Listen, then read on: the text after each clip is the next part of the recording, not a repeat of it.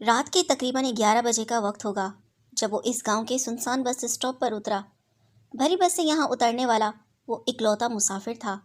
گاڑی اسے اتار کر آگے بڑھ گئی تو اس نے ارد گرد نظر دوڑائی۔ جہاں تک نظر کام کر رہی تھی وہاں صرف کھیت اور اکا دکا درخت ہی نظر آ رہے تھے۔ اگرچہ گرمیوں کا موسم تھا مگر پھر بھی دور دور تک کسی زی روح کا وجود نظر نہیں آ رہا تھا۔ حالانکہ عام طور پر سردیوں کی نسبت گرمیوں کی راتوں میں لوگ آتے جاتے رہتے ہیں، مگر یہاں ایسے لگ رہا تھا جیسے انسان رہتے ہی نہیں ہیں۔ اسے بتایا گیا تھا کہ رات 9 بجے تک یہاں تانگا مل سکتا ہے، اس لیے وہ 9 بجے سے پہلے پہنچنے کی کوشش کرے۔ بصورت دیگر اسے 7 کلومیٹر کا سفر پیدل ہی طے کرنا ہوگا۔ موبائل بھی ایجاد نہیں ہوا تھا، ورنہ وہ کال کر کے اپنے کسی کزن کو ہی بلا لیتا۔ اس نے جیب سے سگریٹ نکال کر سلگائی اور ایک لمبا کش کھینچ کر چل پڑا۔ سامان کے نام پر اس کے پاس صرف ایک چھوٹا بیگ تھا جس میں ایک عدد مٹھائی کا ڈبہ سمیت اس کے 3 4 سوٹ تھے۔ چھوٹی موٹی دوسری چیزیں بھی تھیں جو اس کے گھر والوں نے اس کی پھوپھی کے لیے دی تھی۔ یہ 15 20 سال پہلے ایک بار یہاں آیا تھا۔ صبح نکلا تو جلدی ہی تھا، مگر ایک تو سفر زیادہ تھا، دوسرا گاڑی خراب ہو گئی تھی، اس لیے رات ہو گئی۔ شہر سے یہاں تک بس 2 ہی گاڑیاں آتی تھیں، جن میں سے ایک تو پہلے ہی چلی گئی تھی اور دوسری شام 6 بجے نکلتی تھی۔ اسے شام والی گاڑی ملی تھی جو راستے میں خراب ہو گئی، لیکن میکینک شہر سے لانا پڑا، جس کی وجہ سے بہت وقت ضائع ہوا، اور پھر ایسا ذریعہ نہیں تھا جس پر بیٹھ کے وہ یہاں تک پہنچ سکتا، اس لیے سوائے انتظار کے اور کوئی چارہ نہیں تھا۔ بیگ کندھے پر لٹکائے سگریٹ کی کش لگاتا ہوا سست روی سے چل رہا تھا۔ وہ جانتا تھا 3 کلومیٹر کا سفر اسے پیدل ہی طے کرنا ہوگا، کیونکہ جس طرح کا یہ علاقہ تھا شاید اسے یہاں اس وقت کوئی سواری ملتی جو اسے اس کی منزل تک پہنچا دیتی۔ 2 کلومیٹر چلنے کے بعد چھوٹا سا ایک گاؤں آیا تھا، مگر یہ اس کی منزل نہیں تھی۔ اسے ابھی 5 کلومیٹر اور چلنا تھا، اور یہ سوچ کر ہی اس کی جان نکلی جا رہی تھی، اور وہ بھی پیدل۔ گاؤں میں پھرنے والے آوارہ کتوں سے بچنے کے لیے اس نے گاؤں کے اندر سے گزرنے کی بجائے باہر والے راستے کو ترجیح دی۔ اتنا تو یاد تھا کہ اس کے بعد ایک اور گاؤں آنا ہے، پھر 3 کلومیٹر کے بعد اس کی پھوپھی کا گاؤں ہے جہاں اس نے جانا ہے۔ پھوپھو، آپ نے بھی رہنے کے لیے دنیا کے آخری سرے کو ہی چنا ہے۔ چلتے چلتے بڑبڑایا۔ ٹانگوں میں ہلکی سی تھکاوٹ محسوس ہوئی۔ کامران، ہمت نہیں ہارنی، ابھی بہت سفر باقی ہے، اس نے خود سے کہا، اور جیسے تیسے چلتا رہا۔ دور سے نظر آنے والی روشنی سے اندازہ ہو رہا تھا کہ راستے میں پڑنے والا دوسرا گاؤں آنے ہی والا ہے۔ ان روشنیوں پر نظر جمائے خود کو حوصلہ دیتے ہوئے چلتا رہا۔ کچھ دیر چلنے کے بعد اس کی ٹانگیں جواب دے گئی تو وہ ایک جگہ بیٹھ گیا۔ بس اسٹاپ سے لے کر اب تک کچھ پل کے لیے وہ صرف 2 جگہ رکا تھا۔ گاؤں کی روشنی اب بھی بہت دور لگ رہی تھی۔ وہ سانس لینے کو بیٹھ تو گیا تھا، مگر اب اس کا دل نہیں کر رہا تھا کہ وہ یہاں سے اٹھے۔ دل چاہ رہا تھا کہ یہیں زمین پر بیٹھ کر سرہانہ بنا کر سو جائے، مگر وہ ایسا صرف سوچ سکتا تھا، کر نہیں سکتا تھا۔ کافی دیر وہ وہیں بیٹھا سگریٹ پھونکتا رہا، اور پھر ہمت کر کے اٹھ کھڑا ہوا۔ چلنا ہی تھا، تب ہی سفر کٹ سکتا تھا۔ ابھی وہ چند قدم ہی چلا تھا کہ اپنے دائیں طرف اسے کسی چیز کے بھاگنے کی آواز آئی۔ وہ ٹھٹک کر رکا اور آنکھیں پھاڑ کر اس کی طرف دیکھنے لگا۔ دل کی دھڑکن خود بخود بڑھ گئی تھی۔ اندھیری رات تھی، اس سے چند قدم آگے سے کچھ نظر نہیں آ رہا تھا، کوئی گیدڑ یا کتا ہوگا۔ اس نے خود کو تسلی دی اور ایک بار پھر چل پڑا۔ دھڑکن ابھی بھی معمول پر نہیں آئی تھی۔ انسان کو مصیبت میں ہمیشہ اللہ ہی یاد آتا ہے، اور انسان ایسا خود غرض ہے کہ اللہ کو صرف مصیبت میں ہی یاد کرتا ہے۔ کامران کو جو کچھ بھی یاد تھا سب پڑھ لیا، اور اب اللہ پاک کے ناموں کا ورد کرتے چلنے لگا۔ اللہ کے نام سے دل کو کافی حد تک ڈھارس ہو گئی تھی۔ دوسرا گاؤں قریب آ گیا تھا۔ کامران کو اس گاؤں کے اندر سے ہی گزر کر جانا تھا، کیونکہ اس کے چاروں طرف کھیت تھے۔ راستہ صرف گاؤں کے اندر سے ہی گزرتا تھا۔ گاؤں میں داخل ہونے سے پہلے کامران نے کتوں سے بچنے کے لیے ایک لکڑی اٹھا لی تھی۔ اللہ کے مختلف مقدس ناموں کا ورد کرتا ہوا گاؤں میں داخل ہو گیا۔ کہیں کہیں کسی گھر کے باہر کوئی زرد سا بلب روشن تھا۔ کامران کو کسی کسی گھر کے باہر لوگ بھی سوتے ہوئے نظر آئے۔ گاؤں دیہات میں گرمیوں میں عموماً لوگ باہر ہی سوتے ہیں۔ وہ 2 گلیوں سے گزر کر اب قدرے کھلے بازار میں آ گیا تھا۔ ایک طرف 2 3 کتے لیٹے ہوئے تھے۔ انسانی قدموں کی آہٹ پا کر میں ان میں سے ایک نے سر اٹھا کر کامران کی طرف دیکھا۔ کتے کو اپنی طرف متوجہ پا کر کامران چوکنا ہو گیا۔ کہیں ایسا نہ ہو کہ کتا لکڑی کو دیکھ کر اس پر حملہ کر دے۔ ہاتھ میں پکڑی لکڑی کو اس نے چھپا لیا تھا۔ کتا کامران کی طرف دیکھتا رہا، مگر دوسری طرف سے کوئی رد عمل نہ پا کر اس نے دوبارہ سر زمین پر رکھ دیا۔ کامران کتے پر نظر جمائے آگے بڑھتا رہا۔ کچھ دور جا کر اسے تسلی ہو گئی۔ اس کی منزل ابھی بھی تقریباً 2-2.5 کلومیٹر دور تھی۔ اگرچہ اس کی ٹانگیں اب جواب دے چکی تھیں، مگر مسئلہ یہ تھا کہ یہاں اس کا کوئی جاننے والا نہیں تھا جس کے پاس وہ رات گزار سکتا۔ ہمت کرو کامران، منزل قریب ہے، اس نے خود سے کہا اور اٹھ کھڑا ہوا۔ عین اسی لمحے اس مکان کا وہی بوسیدہ دروازہ کھلا اور اس میں سے ایک جوان لڑکی نکل کر آہستہ آہستہ چلتی کامران کے قریب پہنچ گئی۔ آپ کون ہیں اور رات کے اس پہر کیا کر رہے ہیں؟ لڑکی نے قریب آتے ہی کامران سے پوچھا۔ 16-17 سال کی وہ ایک خوبصورت لڑکی تھی جس نے عام سادہ سے کپڑے پہن رکھے تھے۔ مجھے اس گاؤں میں جانا ہے، کامران نے ہاتھ سے ایک طرف اشارہ کرتے ہوئے کہا۔ نہ چاہتے ہوئے بھی کامران کی نظریں اس لڑکی کے پاؤں کی طرف چلی گئیں۔ ڈرو نہیں، میں چڑیل نہیں ہوں، کامران کی نظروں کا مطلب سمجھتے ہوئے لڑکی نے مسکرا کر کہا۔ کامران شرمندہ سا ہو کر مسکرا دیا۔ آپ کہاں سے آئے ہیں؟ لڑکی نے دوسرا سوال کیا۔ کامران نے اسے اپنے شہر کا نام بتایا اور یہ بھی کہ اس گاؤں میں اس کی پھپھی رہتی ہیں جن سے وہ ملنے یہاں آتا تھا۔ وہ گاڑی خراب ہونے کی وجہ سے لیٹ ہو گیا۔ اس گاؤں کی لڑکیاں ہمارے اسکول میں پڑھتی تھیں۔ ان میں سے ایک لڑکی میری کلاس فیلو اور بہت اچھی دوست عافیہ بھی تھی۔ پتہ نہیں اب وہ کہاں ہوگی، کئی سال ہو گئے اسے دیکھا ہی نہیں، لڑکی نے عجیب سے دکھ بھرے لہجے میں حسرت سے کہا۔ عافیہ تو میری کزن کا نام بھی ہے، کامران نے اچانک کہا اور اپنی پھپھو کا نام بتا کر پوچھا۔ او عافیہ وہی تو نہیں؟ کامران کی پھپھو کا نام سنتے ہی لڑکی کی آنکھوں میں چمک سی ابھری۔ ہاں ہاں بالکل وہی ہے، اس کے ابو کا نام بھی یہی تھا۔ آپ اس کے کزن ہیں؟ ہاں میں اس کا کزن ہوں، کامران نے کہا اور ساتھ ہی اس کا نام بھی پوچھ لیا۔ میرا نام صوبیہ ہے۔ حیرت کی بات یہ تھی کہ وہ کافی دیر سے یہاں کھڑی اس سے گفتگو کر رہی تھی، جیسے اسے کوئی جلدی نہیں ہے اور نہ ہی اسے گھر والوں کی طرف سے کوئی مسئلہ ہے۔ آپ ایسا کریں، ہمارے گھر رات گزار لیں، صبح ہوتے ہی چلے جانا۔ ویسے بھی آپ نے کافی سفر پیدل طے کیا ہے، تھک گئے ہوں گے۔ میں وہاں کھڑی دیکھ رہی تھی جب آپ کو کتوں نے گھیرا تھا۔ مجھے کتوں سے بہت ڈر لگتا ہے، اس لیے میں چھپ کر دیکھ رہی تھی۔ صوبیہ کے آخری الفاظ پر کامران کو ہنسی آ گئی۔ لڑکی کی آفر بری نہیں تھی، کامران سوچنے لگا کہ واقعی پیدل چل کر وہ بہت تھک تو چکا تھا، مگر یوں کسی اجنبی لڑکی کے گھر میں رات گزارنا بھی ٹھیک نہیں تھا۔ شاید اس کے گھر والوں کو یہ بات اچھی نہ لگے، کامران نے سوچا اور اپنے خیالات کا اظہار اس لڑکی سے بھی کر دیا۔ گھر میں صرف میری ماں ہے، لڑکی نے کہا تو کامران کو مزید حیرت ہوئی۔ آپ میری دوست کے کزن ہیں تو میرے لیے بھی اجنبی نہیں رہے، لڑکی نے مسکرا کر کہا کہ کامران کو اپنے سوال کا جواب مل گیا۔ لڑکی نے ہمدردی میں کامران کو رات گزارنے کا کہا تھا تاکہ اسے مزید کوئی پریشانی نہ ہو، صبح آرام سے یہاں سے جا سکتے ہیں۔ کامران نے ایک پل صوبیہ کی آفر پر غور کیا اور پھر اپنا بیگ اٹھا کر اس کے ساتھ چل پڑا۔ مزید 2 کلومیٹر کا سفر طے کرنے کے بجائے بہتر تھا باقی بچنے والی رات وہ یہاں گزار کر صبح ہوتے ہی آگے روانہ ہو جاتا۔ گھر میں داخل ہوتے ہی کامران کو شدید حیرت ہوئی۔ ایک کمرے کے آگے چھوٹے سے صحن میں 2 چارپائیاں بچھی ہوئی تھیں، جن میں سے ایک پر کوئی وجود چادر اوڑھے سو رہا تھا جبکہ دوسری خالی تھی، جو شاید صوبیہ کی تھی۔ کامران کو حیرت اس بات پر ہوئی تھی کہ گھر بالکل بھی صاف ستھرا نہیں تھا، ایسا لگتا تھا جیسے یہاں ایک عرصے سے کوئی رہتا ہی نہیں۔ اکلوتے کمرے کا دروازہ بھی غائب تھا۔ آپ اس پر لیٹ جائیں، صوبیہ نے ایک طرف پڑی چارپائی کی طرف اشارہ کرتے ہوئے کامران سے کہا۔ کامران کو لگا کہ گھر میں یہ دونوں ہی رہتی ہیں اور شاید ان کا ذریعہ معاش بھی نہیں ہے، غربت کی وجہ سے گھر کا یہ حال ہے۔ کامران نے بنا کوئی سوال کیے اپنا بیگ زمین پر رکھا اور چارپائی کے اوپر لیٹ گیا۔ آپ کو بھوک تو نہیں لگی؟ صوبیہ کو شاید خیال آیا کہ کامران بھوکا ہوگا۔ کامران کو اگرچہ بھوک محسوس ہو رہی تھی، مگر گھر کی حالت اور وقت کی وجہ سے وہ نہیں چاہتا تھا کہ اس کی وجہ سے رات کے اس وقت یہ لوگ تنگ ہوں۔ بیٹی کون ہے؟ اچانک صوبیہ کی ماں نے منہ سے چادر ہٹا کر پوچھا۔ امی وہ مسافر ہے، اسے دوسرے گاؤں جانا ہے۔ میں نے کہا رات زیادہ ہو گئی ہے، ہمارے گھر رات گزار لے، صبح چلے جانا۔ صوبیہ نے اپنی ماں کو جواب دیا۔ اچھا کیا بیٹی، شاید یہ ہمارے کام آ جائے، صوبیہ کی ماں نے کہا اور چادر دوبارہ اپنے اوپر کھینچ لی۔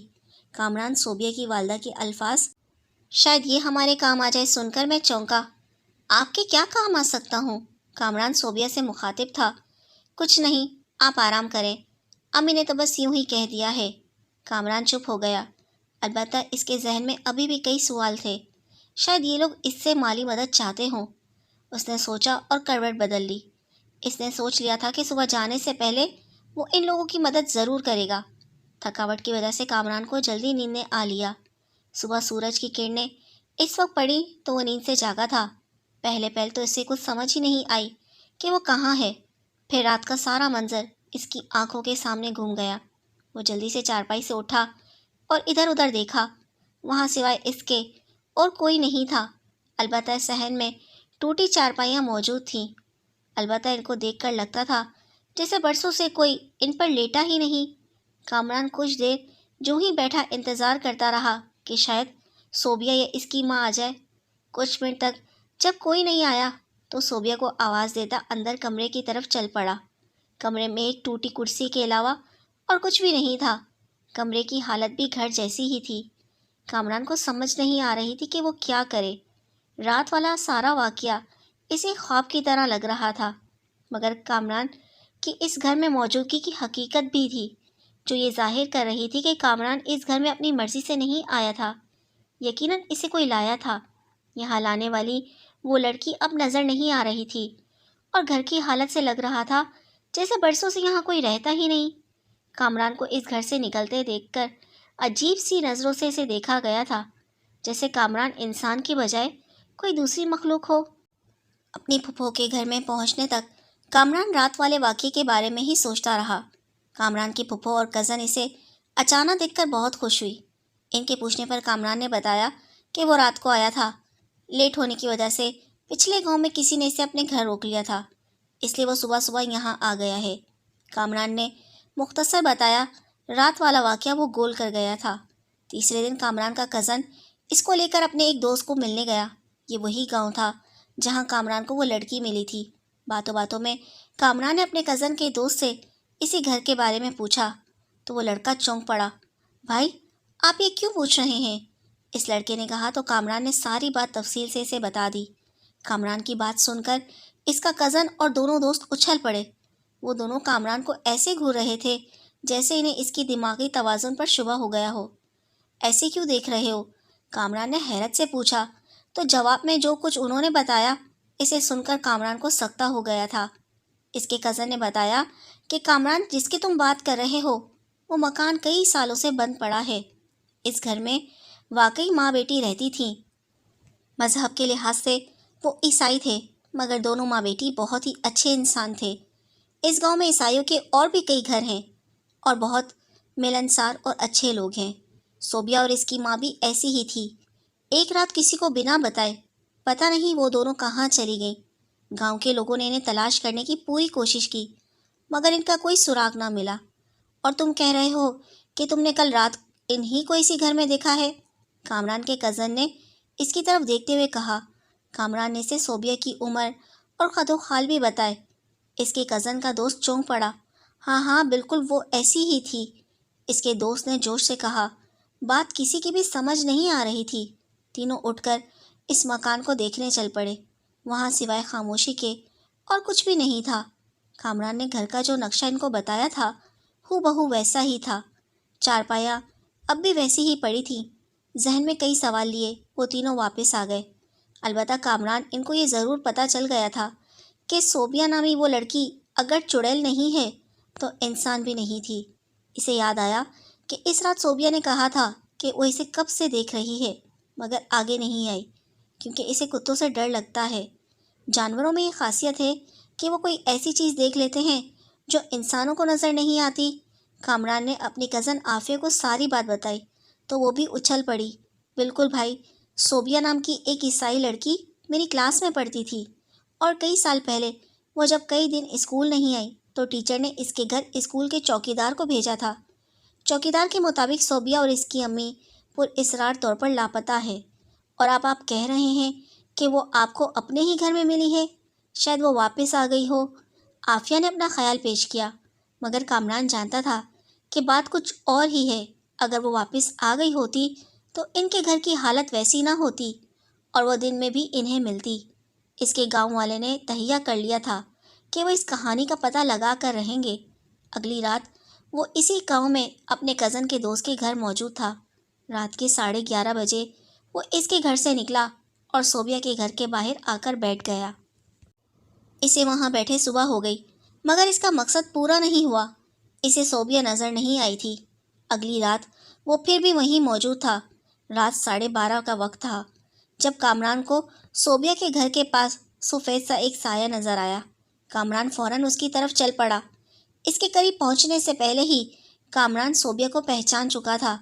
صوبیہ اسفات چہرہ لیے کامران کو قریب آتے دیکھتی رہی۔ کون ہو آپ؟ کامران نے قریب پہنچتے ہی کہا، میرے پیچھے آ جاؤ، صوبیہ نے کہا اور واپس گھر کی طرف چل پڑی۔ کامران نے ایک پل سوچا، صوبیہ کے پیچھے چل پڑا۔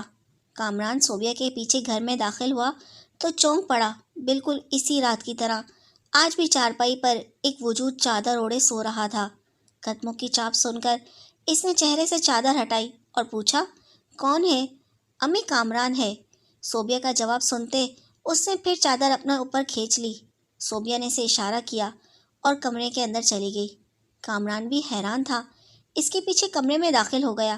کمرے کے وسط میں کھڑی زمین کو گھور رہی تھی۔ ہم کئی سال سے یہاں ہیں، صوبیہ نے فرش کی طرف انگلی سے اشارہ کیا۔ کامران کی سمجھ میں کچھ نہیں آیا تھا۔ اس نے چونک کر صوبیہ کو دیکھا، وہ زمین کو گھور رہی تھی۔ کچھ دیر بعد اس نے سر اٹھا کر کامران کو دیکھا اور بتانا شروع کیا، کچھ سال پہلے ایک رات ہم ماں بیٹی گھر میں سو رہی تھیں کہ اچانک 3 نقاب پوش لڑکے دیوار پھلانگ کر اندر آئے اور ہم دونوں ماں بیٹی کو جاگنے سے پہلے ہی قابو کر کے رسیوں سے جگڑ دیا۔ وہ تینوں لڑکے اسی گاؤں کے ہی رہنے والے تھے اور چوری کی نیت سے نہیں آئے تھے۔ ویسے بھی ہمارے گھر میں سوائے میرے اور کوئی چیز قیمتی نہیں تھی اور میرے لیے ہی آئے تھے۔ نہ جانے کب سے وہ مجھ پر اپنی رال ٹپکائے بیٹھے تھے۔ انہوں نے باری باری اپنی ہوس مٹائی۔ اس دوران ان میں سے ایک کے چہرے سے نقاب ہٹ گیا۔ میں نے اسے فوراً پہچان لیا تھا کہ وہ گاؤں کے کس گھر سے ہے۔ میں نے سوچ لیا تھا کہ سارے گاؤں کے سامنے ان کو ذلیل کروں گی، اور شاید یہ بات وہ بھی جان گئے تھے، اس لیے انہوں نے مجھے اور میری ماں کو کھچر مار کر قتل کر دیا۔ میری ماں کی آنکھ کھلی تو وہ ہمارے کمرے کے کچے فرش کی مٹی برابر کر رہے تھے۔ ایک طرف میری ماں بیٹھی خاموشی سے انہیں دیکھ رہی تھی۔ میں نے اپنی ماں کو آواز دی اور بھاگ کر ان کے قریب پہنچی۔ حیرت کی بات یہ تھی کہ میری آواز ان تینوں میں سے کسی کو بھی سنائی نہیں دے رہی تھی۔ وہ باہر جانے لگے تو میں نے ان کا راستہ روکنا چاہا، مگر وہ ایسے گزر گئے جیسے میں ان کے سامنے تھی ہی نہیں۔ میرا وجود فقط دھواں نما تھا۔ اس کے بعد آج تک میں نے کئی لوگوں کو مخاطب کیا، مگر نہ کسی کو میں نظر آتی تھی اور نہ ہی ان کو میری آواز سنائی دیتی تھی۔ اس رات آپ نے مجھے دیکھا تو مجھے بہت خوشی ہوئی۔ آپ پہلے انسان تھے جس کو میں نظر آ رہی تھی، تو میں نے سوچ لیا تھا کہ آپ کو اپنی ساری کہانی سناؤں گی، اور اگر آپ ہمارا کچھ کر سکے تو یہ آپ کا ہم پر احسان ہوگا۔ وہ لوگ آج بھی اسی گاؤں میں رہتے ہیں۔ میں روز ان کو دیکھتی ہوں مگر کچھ کر نہیں سکتی۔ مجھ سے کیا چاہتی ہو؟ کامران نے پوچھا۔ آپ ہمیں انصاف دلا دیں، پولیس کے پاس جائیں اور ان کو ساری کہانی سنا کر ان لوگوں کو پکڑوا دیں۔ میں خود پولیس میں ہوں، میں نے گویا انکشاف کیا۔ صوبیہ نے بے یقینی سے کامران کو دیکھا، جیسے اسے اس کی بات کا یقین نہ آیا ہو۔ واقعی صوبیہ کے لہجے میں حیرت اور خوشی تھی۔ ہاں، میں پولیس میں اچھے عہدے پر ہوں، مگر یہ پھر بھی ممکن نہیں، کیونکہ عدالت ثبوت مانگتی ہے اور ہمارے پاس ایسا کوئی ثبوت نہیں ہے جس سے ہم ثابت کر سکیں کہ وہ تینوں قاتل ہیں۔ اور اگر میں آپ کی سنائی ساری کہانی سنا بھی دوں تب بھی کوئی یقین نہیں کرے گا، الٹا میرا مذاق بنایا جائے گا۔ کامران کی باتیں سن کر صوبیہ کے چہرے پر مایوسی پھیل گئی۔ البتہ میں ایک وعدہ ضرور کرتا ہوں کہ آپ کو انصاف ضرور ملے گا، کامران نے صوبیہ کی طرف دیکھتے ہوئے عزم سے کہا اور جانے کے لیے اٹھ کھڑا ہوا۔ اگلے دن کامران یہاں سے واپس چلا گیا۔ ٹھیک 15 دن بعد ایک ایک کر کے وہ تینوں لڑکے غائب ہو گئے۔ ان کو بہت تلاش کیا مگر وہ نہ ملے۔ ایک صبح صوبیہ کے گھر کے باہر سے تینوں کی جلی ہوئی لاشیں مل گئیں۔ پتہ نہیں کیسے یہ بات سارے گاؤں میں پھیل گئی تھی۔ ان سے انتقام لیا گیا تھا، اس کی ماں کی روح نے مارا ہے۔ اس کے ساتھ زیادتی کر کے ان لوگوں نے اسے مار کر ان کے گھر میں ہی دبا دیا تھا۔ گاؤں کے لوگوں نے اس بات کی تصدیق کے لیے صوبیہ کے گھر میں بنے کمرے کی کھدائی کی۔ وہاں سے 2 ڈھانچے ملے تھے جنہیں عیسائیوں کے قبرستان میں دفنا دیا گیا۔ کامران کئی ماہ بعد دوبارہ اپنی پھپھو سے ملنے آیا تھا۔ صوبیہ کے گھر کے سامنے سے گزرتے ہوئے بے ساختہ اس کی نظر اس گھر کی طرف اٹھ گئی، مگر وہاں کچھ نہیں تھا، اور کامران یہ بات جانتا تھا کہ صوبیہ اسے کبھی نظر نہیں آئے گی، کیونکہ اس کی روح انصاف کے لیے بھٹکتی پھر رہی تھی اور اسے انصاف مل گیا تھا۔ کامران نے اپنے ساتھیوں کی مدد سے اسے اغوا کیا، اور پھر ایک رات کامران نے ان کو اس رات کا سارا واقعہ ہو بہو سنایا تو وہ اچھل پڑے۔ وہ تو سمجھ رہے تھے کہ ان کو کسی نے دیکھا ہی نہیں ہے، مگر وہ یہ بات بھول گئے تھے، جو زمین کے ساتھ پردوں کے اندر کا حال بھی جانتا ہو، وہ ان کی اس حرکت سے کیسے بے خبر رہ سکتا ہے۔ مظلوم چاہے کوئی بھی ہو، اس مہربان اللہ کے نزدیک مظلوم ہی ہوتا ہے۔ یہ کیسے ہو سکتا ہے کہ وہ اسے انصاف نہ دلائے؟ کامران نے صوبیہ کے کہنے پر ان کو آگ لگائی تھی۔